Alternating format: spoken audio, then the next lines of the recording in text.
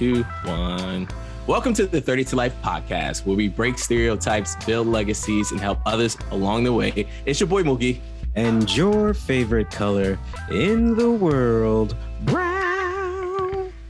And thank you for tuning in to another episode of the 30 to Life podcast, where we redefine the Black experience. I just want to stop and say thank you to everyone. This is episode 95, 5 away from 100.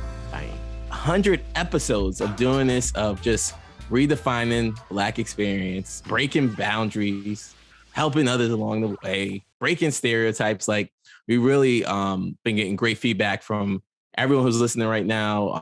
We're helping people learn about so many different industries and really just building wealth, right? And changing the narrative in terms of what the Black experience is. So we really want to appreciate it. So don't be stingy, share this episode. So before we bring on our amazing guests, right, to talk about the R word. I'm not going to say what the R word is, but I'll bring it up a couple seconds. But let me check in with your favorite color in the world. Yo, what's up? What's going on, man? Yeah, what's up, man? What's up, You've been working hard lately, man. Like, yeah. you taking mental health day? Like, what are you doing? No, I need one. But I'm gonna take a mental health day in June. I gotta keep grinding till then. But guess what, man? The book is coming out on Sunday. My children's book is coming out on Sunday, man. I'm so hyped. Well, can you tell the people what more about this? So I haven't really. Yeah, so I've only told a certain few people until recently. But I have a children's book. It's called Daddy's Weekends. It's coming out on Sunday. So be on the lookout for Amazon and hopefully I'll have it on Walmart, but Amazon first. But yes, I'm very excited. Long time coming. This book really came to me in a dream, and to see it actually like in physicality is pretty awesome. Shout out to my illustrator. We were patient with each other, but definitely I'm just happy for this project to come out, man.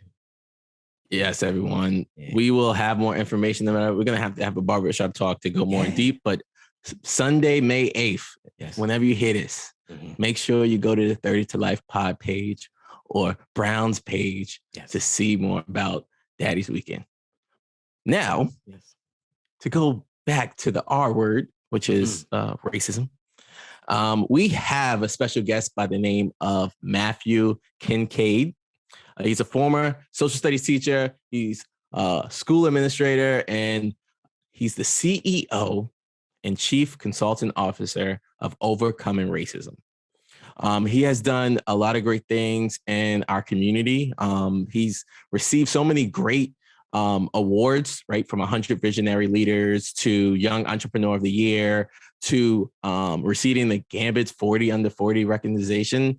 So he's just doing a lot of great things, right? And we wanted to bring him on just to kind of talk about racism in general, but more of like, how he transitioned from a teacher to full-time entrepreneur, really like talking about the stereotypes, right? We had an episode not too long ago, just about like redefining what the stereotypes of Black men and really just what he does in the community, right? Which is serving and, bringing an increase in representation in our community. So with that, thank you so much for coming on, Matthew. Yeah, definitely an honor. Feel blessed to be here. So, thank you so much for having me and excited to chop it up with you all.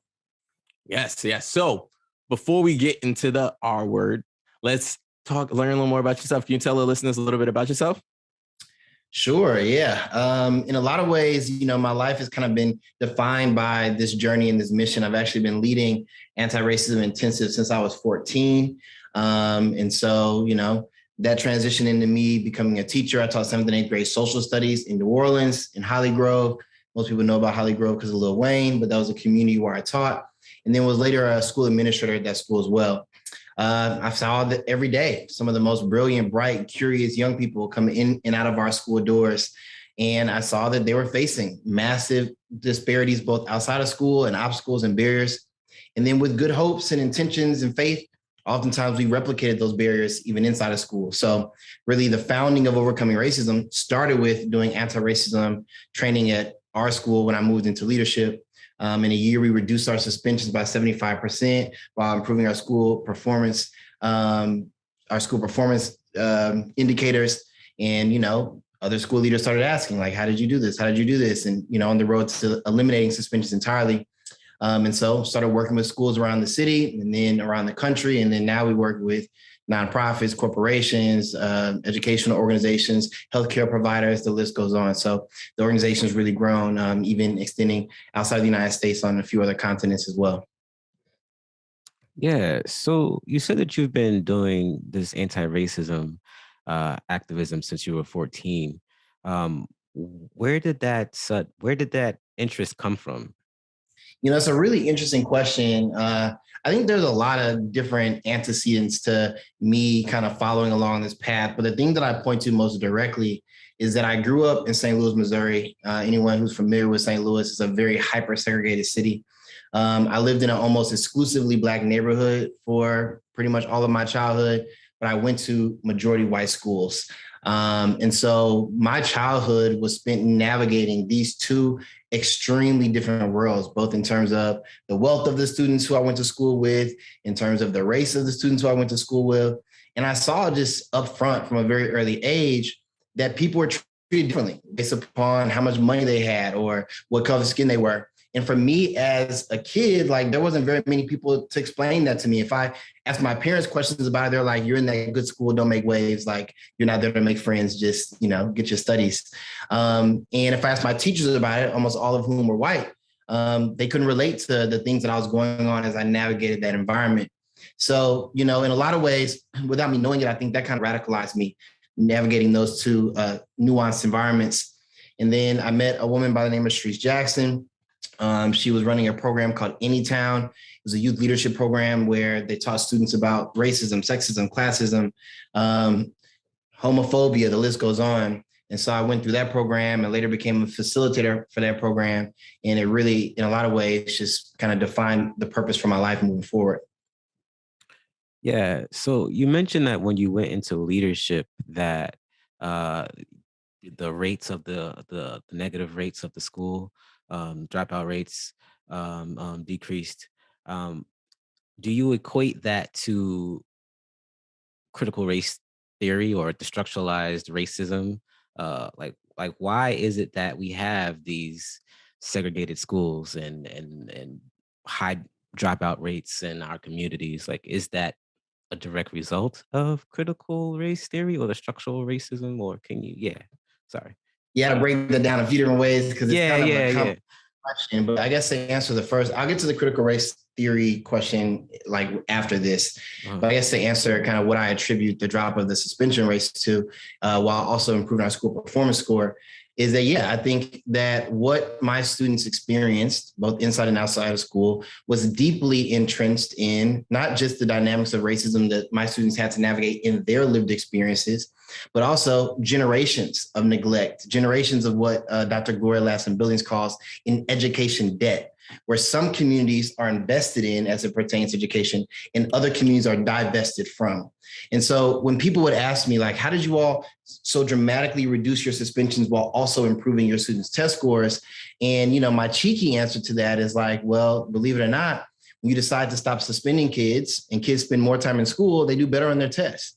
And what we find is that school, Pedro Noguera talks about like this social contract that school is predicated on. It's very simple. All schools run based on the same social contract. Students are asked to exchange basic rights and freedoms. Okay, so you can't just get up whenever you want to. You can't holler out whenever you want to. The teacher asks you to do something, you're supposed to do it. They assign work, you're supposed to bring it in. You give up basic rights and freedoms in exchange for education. That's a pretty good deal because we say that education means that you're going to make more money and live longer and all these wonderful things. But I can look predictably across the country at who that social contract oftentimes doesn't work for. That when these students give up those rights and freedoms, they still oftentimes don't receive the education they deserve. Children of color, children in the LGBTQIA plus community, poor kids, kids who experience trauma, kids who are taught by inexperienced teachers, where Black and brown kids are 2 times more likely to be taught by a first-year teacher than their white counterparts, or students who don't feel like their learning in school is relevant to their lived experience. So you would think that if we knew this, that we have this social contract is working for most kids, but there's these predictable groups of kids that we know it's not working for, we would just change the system. We would ensure that those kids are included in the fabric of what makes education work for these kids over here. We don't do that. If I were to list the groups of kids that are disciplined the most, it will be the exact same list, right? We just discipline those kids more. We just oftentimes like push those kids out of school more frequently. So what we did at our school was we flipped that dynamic on its head. And by engaging students in culturally responsive pedagogy, by engaging teachers in anti-racism training, we were able to, dramatically shift our policies and practices and shift students' experience in schools. So you mentioned anti-racism. So I would love to, go dive deeper into exactly what that is. And then can you also elaborate on critical race theory? Yeah. So let me talk about what critical race theory is and why the word anti-racism and critical race theory might be conflated. So it's really fascinating. I was kind of mentioning before we started that I pretty much can't go anywhere without talking about critical race theory now. But if you just went back a year ago, maybe like a year and some change ago, never heard of it. No one asked me anything about critical race theory. All right. I didn't find out that I was a quote unquote critical race theorist until I was getting chased out of a Florida district. If you Googled my name up until that point, there were no mentions of the word critical race theory in my name until, parents and a local politician led this press conference about these dangerous people coming into schools and teaching about racism. Let me define critical race theory for you, because most people who engage in this conversation don't know what it is. And that's not even necessarily a jab at those people. Critical race theory is generally a fairly obscure legal theory, which if you are not a legal scholar, and quite frankly, if you're not a legal scholar that specifically focuses on the ways in which the law can eliminate disparities based on race, you still probably in law school didn't take courses in critical race theory. So unless you're doing a job like the one that I'm doing, where you study race, or you're a legal scholar, this up until now probably wasn't a term you're familiar of. Critical race theory, though, has been around since the late 1960s, early 1970s. So if it was this proverbial boogeyman that is kind of being deemed to be now, then we're a little bit late to the party and worrying about it, because it's been around for a very long time. It wasn't until certain news networks and local politicians made it this frontline issue that anyone really cared about it or wondered whether or not it had mischievously infiltrated schools. So here's the most simple definition of critical race theory I can give, and then I can talk about how that's similar to my work and how that's different from my work. Because I'm technically not a critical race theorist, because I didn't go to law school and I'm not a legal scholar. So in the late 60s, early 70s, we probably know what was going on around that time. King is killed in 68. You're talking about the rise of the Black Power movement. You're talking about the extension of the civil rights movement. People in legal scholarship were studying how the law has been used to maintain racism over time. And that oftentimes activists like Dr. King and Rosa Parks, the list goes on, they were fighting laws, right? This is why what their actions were deemed civil disobedience. And so the question was, well, if the law has been used to uphold racism, could the law be used as a tool to dismantle racism? And so what critical race theory is strictly is a study of how the law can be used as a tool and a vehicle to dismantle both legacies of racist policy as well as racist policies that exist today. Pretty much everything that, talking heads on, say, Fox News, et cetera, are saying about critical race theory is just a falsification, a fictionalization of the study, which is crazy because almost all, if not all, of the critical race theorists who invented this in the 70s are still alive and still talking about it now. So if you really want to know what it is, just ask the people that coined the term. In terms of whether or not critical race theory is currently being taught in K-12 schools, I work in schools all over this country. We work in almost every single state in this country outside of Alaska and Hawaii. And I have not been in any school that a majority of teachers could tell you what critical race theory was, or in which critical race theory was being taught in schools. It's a myth.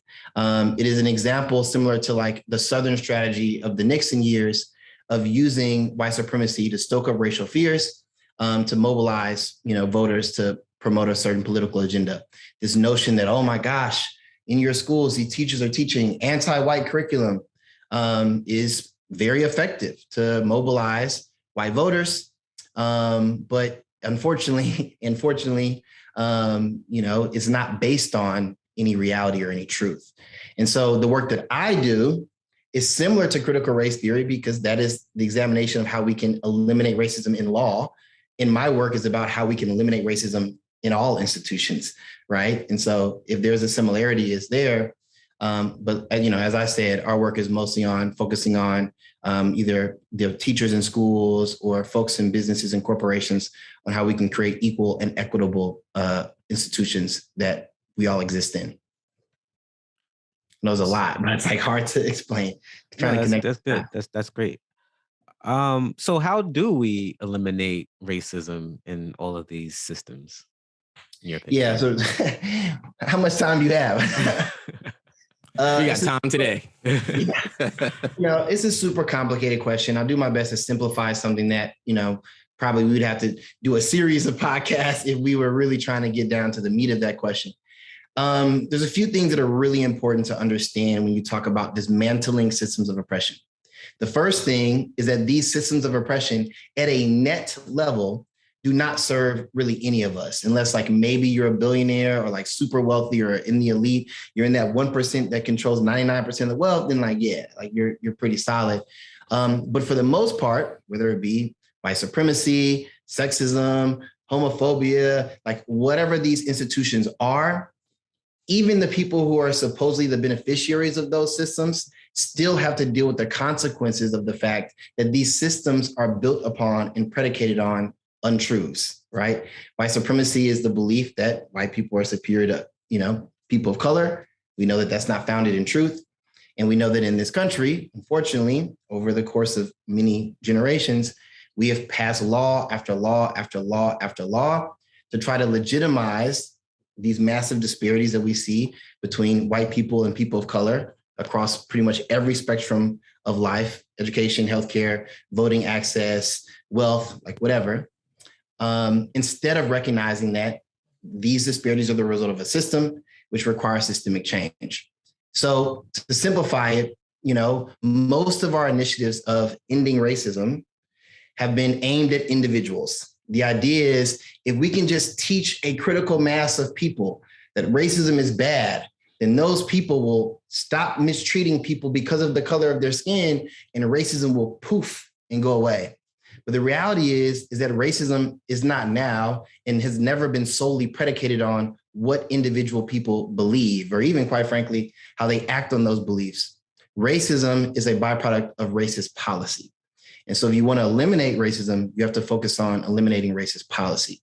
Racist policies that minimize people's access to voting access, racist policies that force some students into failing school, racist policies that make it harder for Black women to have children in this country, and we see massive disparities in that, racist policies that impact people's ability to build and attain and hold on to wealth, racist policies that have historically elevated some groups over others, like redlining or housing policy, or the New Deal policies where between 1934 and 1968, the federal government underwrote $120 billion worth of home loans for white families, while less than 2% of those benefits went to people of color.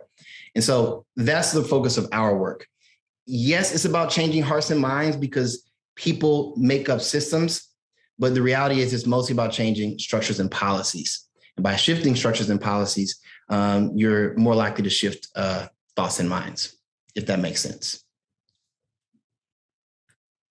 I'll give you an example, right? Like, the Civil Rights Act, integrates the country and, makes it where it's illegal to discriminate based on race. It's not like that act or that law or that policy was passed and all of a sudden, like, people all over the South were like, oh yeah, like, this is cool. Like, I'm happy and excited that, this is going to happen. But because people then had access to these buildings and these institutions, you could sit in the front of the bus, you could go in the store, whatever the case may be. It was the policy that actually drove public opinion about that over time. People are typically more accepting of something once there's already been a policy change versus this notion of let's get everybody on board for this, and then we'll change the policy once we've already garnered the acceptance. You can talk about gay marriage, right? And the ways in which, like, after gay marriage was legalized, you started to see, people becoming much more accepting of that as an institution than people were when it was illegal. And we saw the same thing with abortion rights, and the list goes on. It's like some weird human behavioral thing, huh? Like Yeah. as soon as you federalize it in some shape or form, people take hold of it. Interesting. Yeah, let's get reparations passed. Well, yeah. Well, that's the big one, and unfortunately, we're a little further on that one in terms of getting the public interest. But yeah, I mean, reparations would actually be a really good example. And the thing is, people actually aren't against reparations. We are kind of socialized to believe that people are against reparations because Black folks haven't received them. But almost every other targeted or oppressed group in this country has received reparations one time or another, including slave owners. Slave owners receive, even in our nation's capital, receive reparations after the Emancipation Proclamation for their quote unquote loss of property. Yep. So we're good with reparations as a country. We dole them out all the time. It's just when it comes to talking about reparations for Black folks, all of a sudden it becomes a taboo subject. I had a question, right? Because I'm like, studying like, our movement amongst our Black community. But I noticed like talking points that, politicians may use, or in general, right? They use this term like people of color, right? And we know that when we use the term minority, that it dilutes our experience in terms of participating in, a lot of equity, right? I think there was a study done that we received 2% of a lot of these different contracts or grants where other minorities receive it, who didn't really participate in our suppression, our suffering and oppression over, 400 years. So why is it common language now to use the term people of color when you look at other ethnicities, they use their actual term, but we always defer to the term of color when we know that we need to you gotta get really granular and say Black for it to be a certain way. And it seems like it's common language for even us to say it. So can you talk a little bit about that?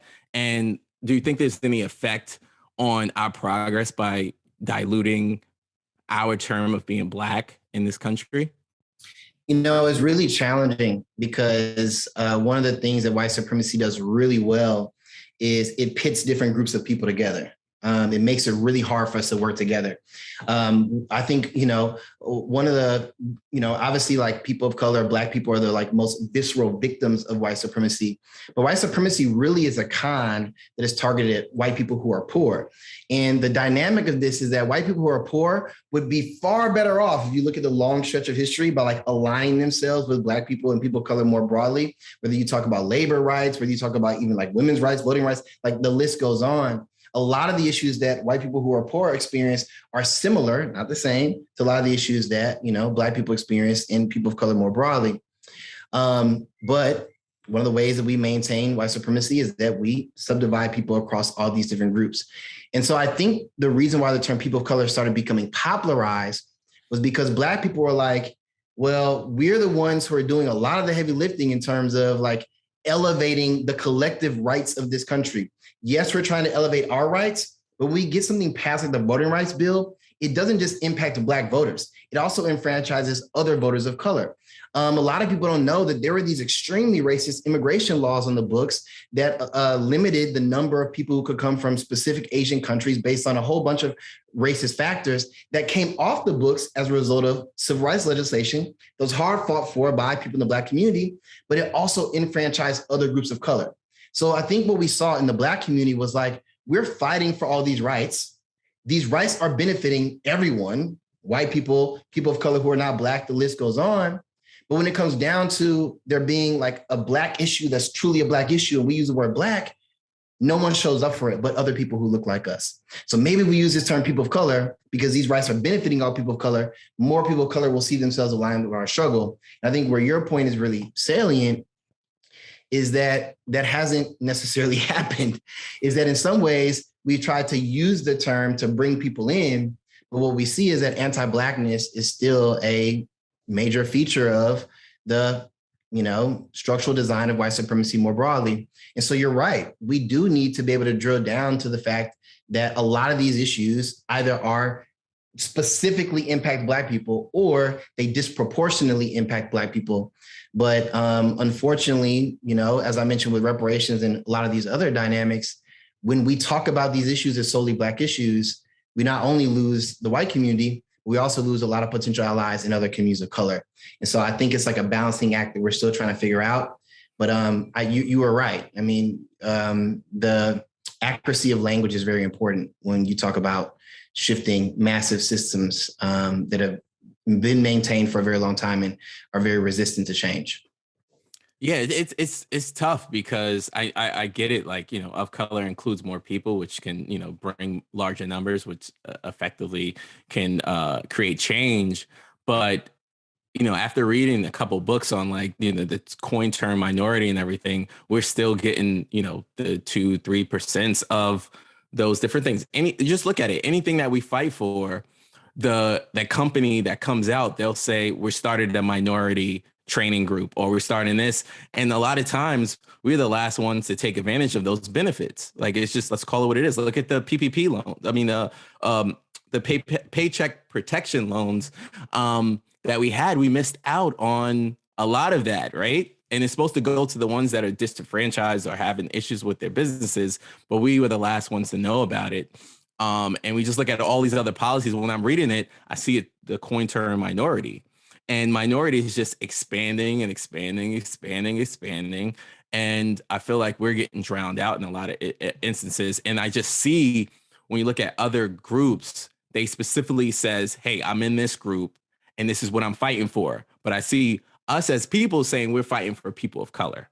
And I think that that's a drastic different ways that they're handling it. And I don't know what we can do to fix it, because I see on one end, as you say, like, it's bringing more people included into it, but it's also diluting it where we may not have the direct of change that we're looking for. So what do we do in that instance? Well, I think the reality is, if you look at Black people in the United States, I mean, we have used every term, every slogan, every song, every method. Like, we've used every imaginable pathway to not only advance our own rights in this country, but in turn to advance the rights of pretty much everyone who's existed here. We fought in every single war that this country has fought, even the wars that it came about before the United States was officially a country. So it becomes really hard for me when I'm doing even my work and I'm thinking about, like, okay, well, what is the best strategy here? Because, a lot of times we always like get into this dynamic around, is this protest palatable to like the white population? Is this protest palatable to our potential allies of color that don't look like us? Like, is this the right way? Is that the right way? It kind of reminds me of a Toni Morrison quote, which I have to paraphrase because it's not in front of me.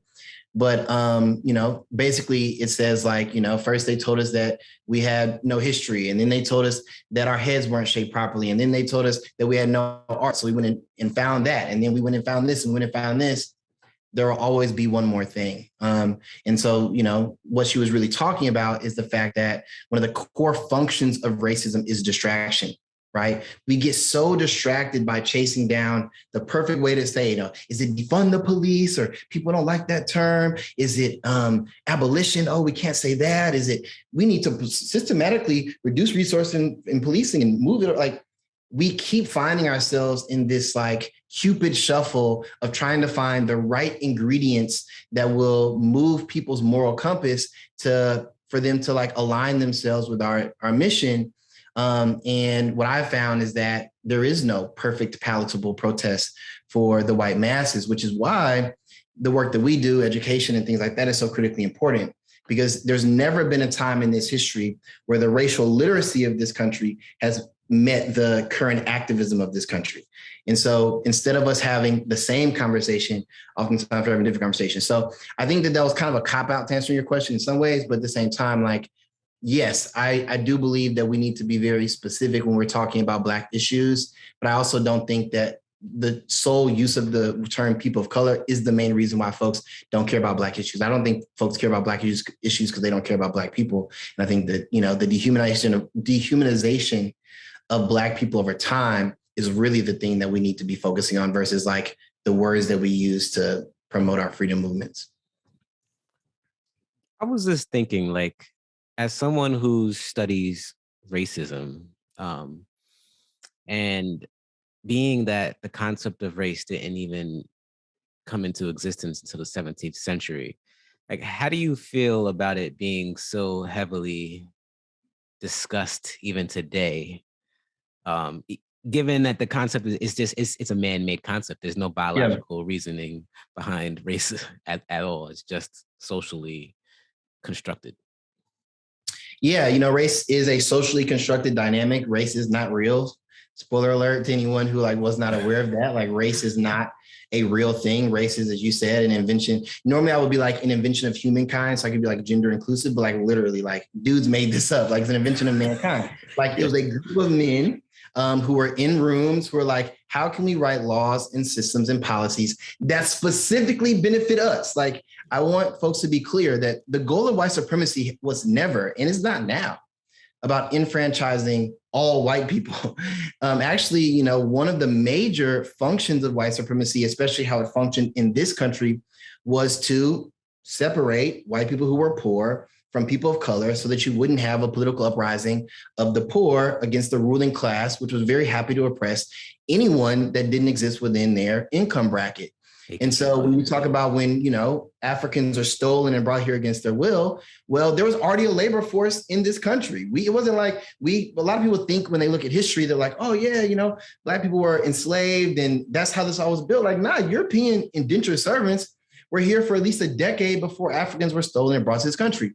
And when Africans were stolen and brought to this country, they were placed in that same system of indentured servitude until these notions of quote unquote white supremacy was used to create a buffer class between the ruling and owning class and the labor force. And, not only did that keep those white people confined to poverty, but of course we know the story of what happened to Black people as a consequence of that.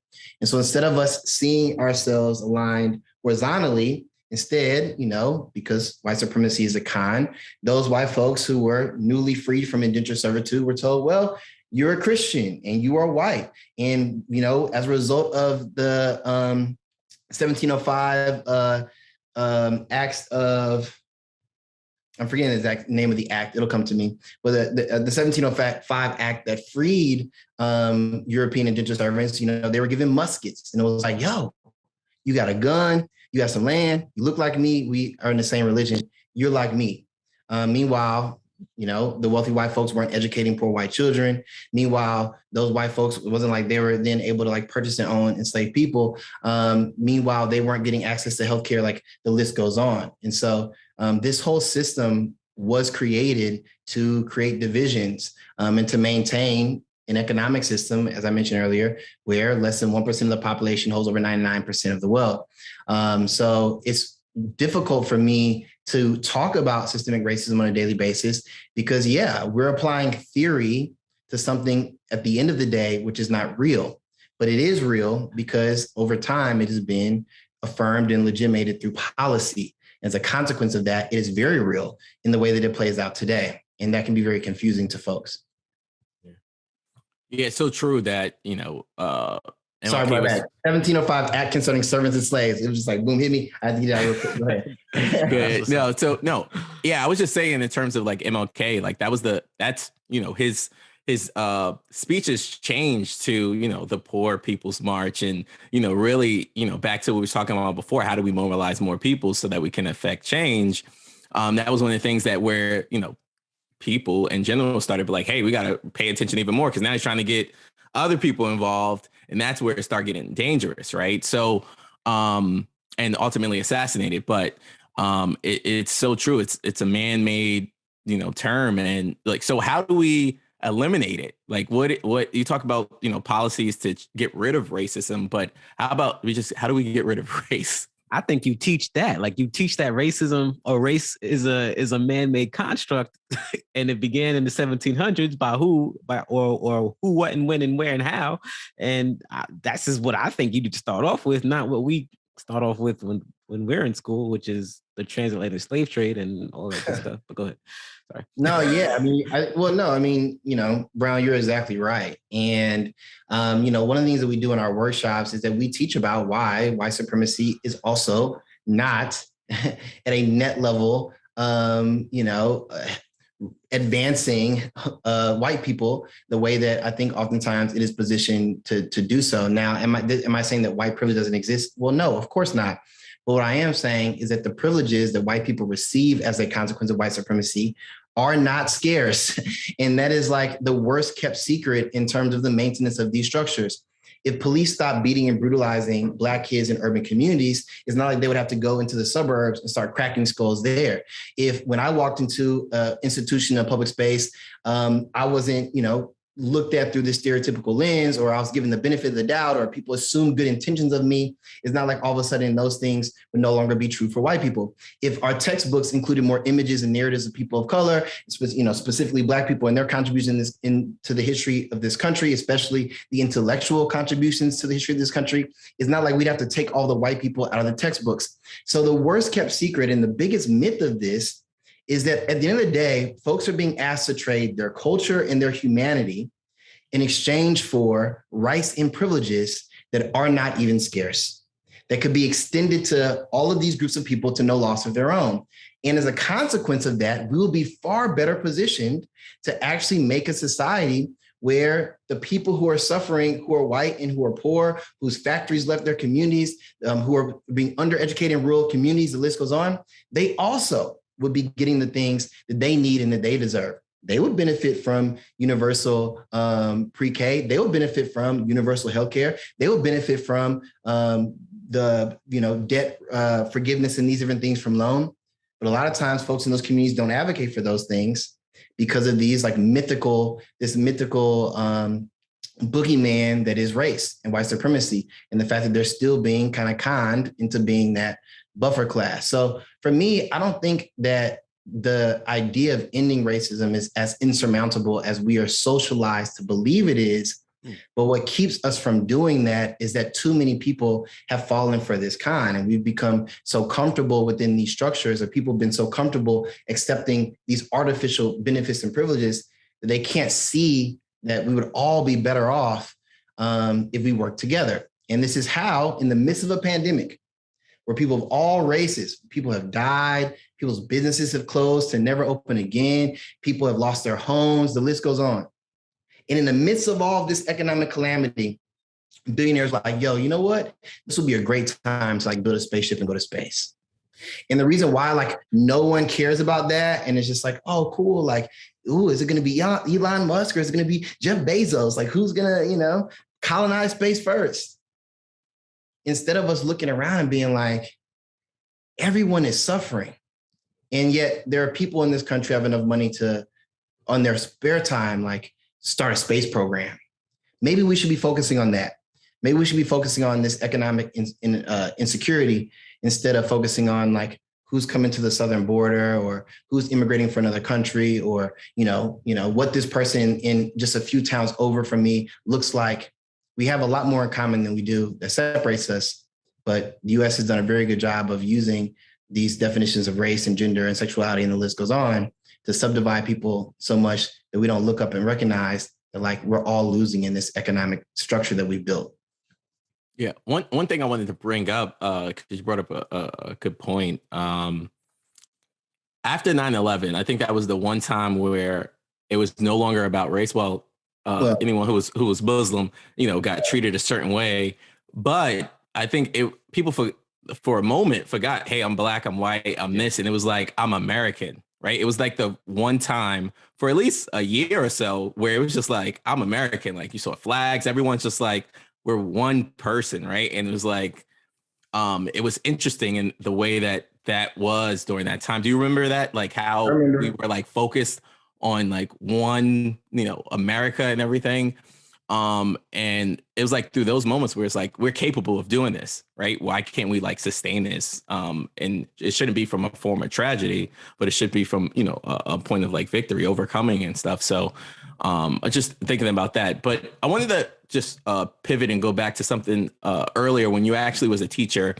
You're a Black man, right? And it's very few Black men and education in general. Do you think? I'm sorry? Less than 3% of public school educators are Black men. Yes. So do you think that if we, normalize Black men going into education, that it would have a profound impact on Black males in public school education? You got to pay more. I think that's what it is. Go ahead. Well, yeah. Yes. So one of the things that I was going to, talk about is the fact that teachers are grossly underpaid. There are a lot of cities where teachers aren't even paid a living wage, where, teachers have to have multiple jobs just to make ends meet. And I think a lot of the additional pressures that exist just being Black, period, where you're a Black man or a Black woman or, Black and trans, or whatever the case may be, it doesn't always make it the most attractive of professions. But, one of the things that I think is really important to understand is that, like, we can get a critical, yes, the answer is yes, it does matter. There have been studies to suggest that a student who has access to, a Black student who has access to a Black teacher between, I want to say, 2nd and 5th grade, like, there are all these indicators of, like, how that will, just one Black teacher, how that will impact their potential of, like, dropping out, how that will impact their grades, how that will impact their potential of potentially being suspended in school. Like, the data is very clear that representation matters when it comes to, having Black folks in school. So yes, we need more Black educators. But with that being said, we also have to make sure that we're not trying to assimilate Black educators into an education system that doesn't work for Black educators or Black kids. And so if we're going to keep Black educators, if we're going to allow Black educators to be themselves and to work their magic in classrooms, we also have to examine our outdated education system and the ways in which that system was built on Eurocentric practices.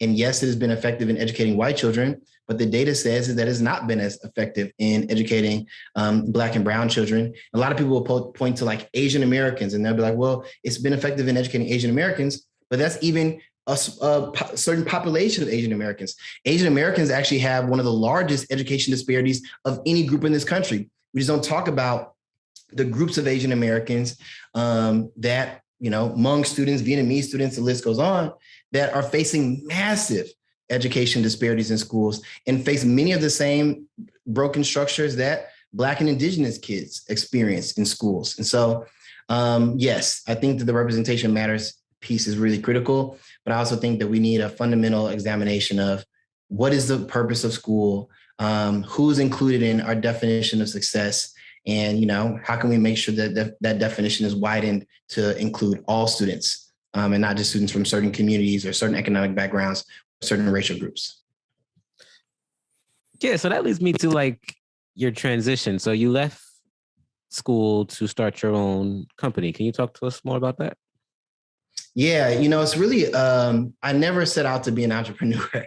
I did not go to business school. I have no educational training in entrepreneurship. I did apply to some, 6-month or 1-year business incubation programs and things like that. But, starting a business was never something on my radar. I talk a lot to, kids. And, as a Black kid, have either of you all, when y'all were kids, anyone ever tell you, you can be anything you want to be? You could be the president of the United States, right? And the thing is, when we were kids, that wasn't even true. It's kind of true for the kids now because, we've at least had a Black president. But when we were kids, that was, just a blatant lie. You can be anything. But even in that dynamic of telling, Black children, you can be the president, almost no one ever goes to the Black kids and be like, you can be an entrepreneur. That's just not something that we hear.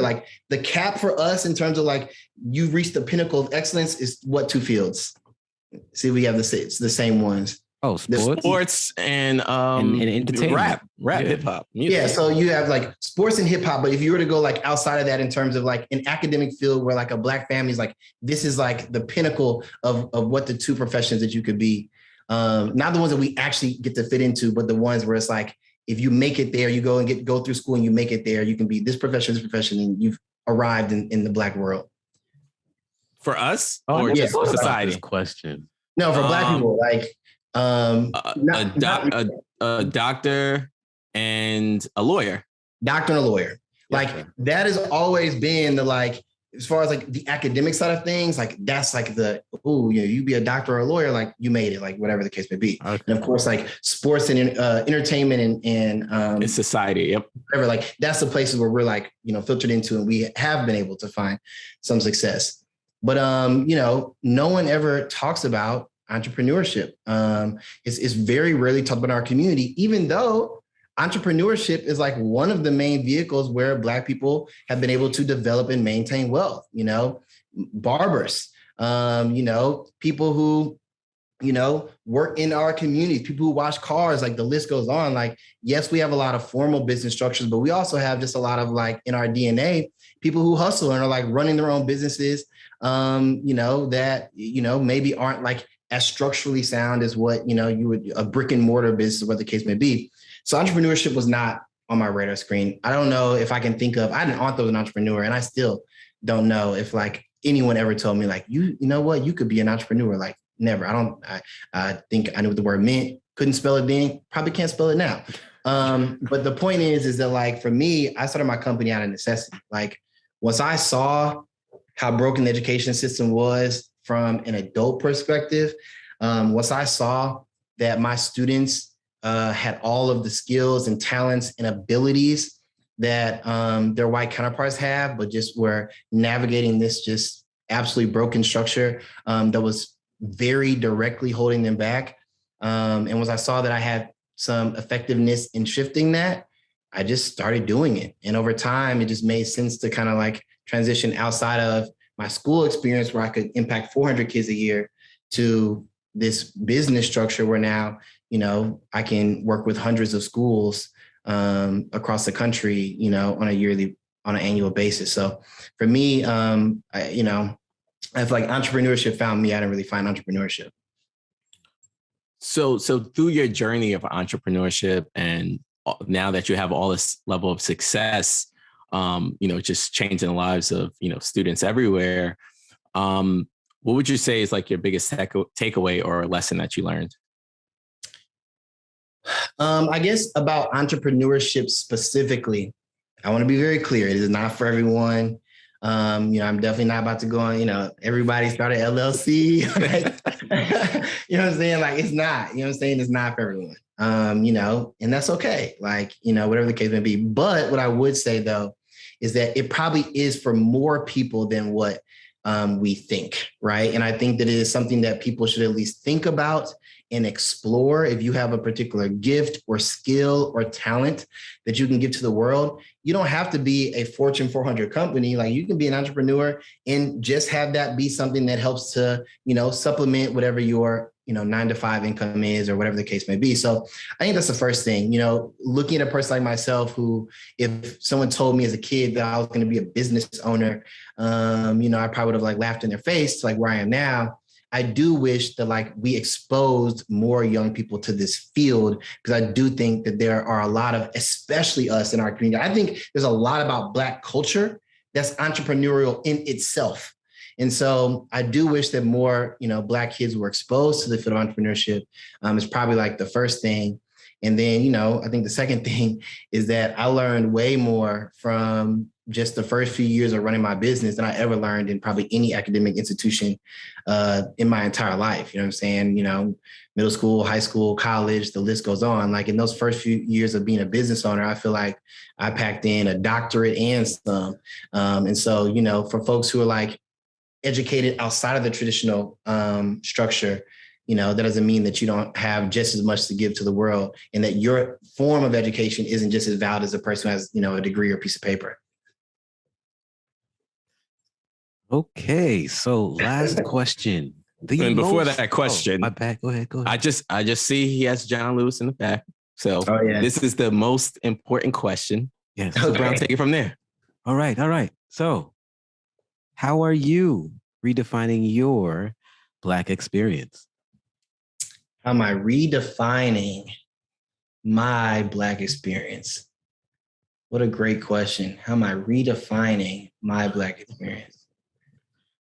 I think it's a really hard question to answer right now, because like the world feels like it's like crumbling in on itself. And, thinking about John Lewis, like a lot, the reason why I keep John Lewis behind me is because it's a reminder of like the people who came before me and just like how hard it is to make change. And I feel like, John Lewis died in a version of America that was regressing. And so, you fight your entire life, you become this big civil rights icon, you see these massive shifts. And then before you get to like, get your final rest, you start to see that like all the things that you were fighting for are being targeted again to be dismantled. And I just always wonder like what that felt like. And so I guess like, it's just the word you use, I want to say revolution, but Redefine. I guess if I were going to say the way that I'm redefining my Black experience is like just having the audacity to believe beyond what makes sense. There's this phenomenal quote by Paulo Freire, who writes the book Pedagogy of the Oppressed, that says, "It is imperative that we maintain hope even when the harshness of reality suggests otherwise." It is imperative that we maintain hope even when the harshness of reality suggests otherwise. If there's one thing that white supremacy, patriarchy, the list goes on, is designed to do, it is designed to steal our hope. I mean, just look at what folks woke up to this morning, where millions of women across this country and really across the globe, because what the United States does is oftentimes a symbol for policy across the world, woke up to one of their fundamental rights being potentially on the chopping block. That's a moment that can feel very hopeless. But I have to remind myself that that's what these systems are designed to do. And the people who are actively doing their work to maintain these structures, they don't take a break. They don't take a beat. They don't take a breath. People have been fighting to get Roe overturned since 1973 when it was passed. Consistent, building up the building blocks to this moment. And, I think the same way about our activism. And so for me, I think that I am trying to create a world for myself where freedom first exists in my mind. Where if the United States isn't going to fully enfranchise me and make me free, I can still be free here. I can still be free with other people that look like me. I can still have joy in the midst of situations that would normally cause despair. And so, I'm trying to redefine my Black experience by not being defined by the American experience. And that's easier some days than it is other days. But it is definitely the way that I'm trying to keep myself sane in the midst of the calamity. Great answer. Thank you. I love that. Really great question. I'm gonna have to go back and sleep on that one and see if it's the same thing tomorrow. Oh yeah. No, but yeah, it's so true, right? Everything starts in your mind, right? If freedom starts in your head, your hope starts in your head, right? And then it just flows throughout your body and and onto others, right? It's contagious. So I love what you're doing, and you're helping others. And you took a shot on yourself, right? By starting your own business, leaving, something stable to essentially affect change for others, right? So, you're doing, great things in the community, and we just wish you continued success. Thank you for taking the time and just educating us on, CRT, anti-racism, and, just some of the work that you've done in the past. So with that, where can people find you? Yeah, our website is overcomingracism.com. If you want to, hit us up for any support for your school, business, organization, et cetera, you can find us there. But, probably the best place to follow us will be Instagram. We kind of try to keep our followers up on what we have going on and have general commentary about racism as well. So these are very critical times, I remember when I was in school and we would talk about the civil rights movement, and all the white kids would look at me and they would be like, yeah, if I was alive in the 60s, I would have drank from the colored water fountain. I would have marched and I would have done these things. We are here right now. This is the civil rights movement. And guess what? It didn't just start. We are smack dab in the middle of a movement. And whatever you're doing right now is the same thing you would have been doing back then. So for anyone who, is listening to this, I really do believe there's the movement inside all of us. Your movement is not my movement, and that's okay. But I definitely encourage folks to try to find what that is. All right. Perfect. Well, Matthew, thank you so much for coming on. Everyone, make sure you go follow him on Instagram. And once again, don't be stingy. Give to the needy, because the people need to hear the 30 to Life podcast. Make sure you hit that subscribe button. And we just thank you for the support and keep on redefining the Black experience. It's your boy, Mookie. And your favorite color in the world, brown. 30 to Life. We out.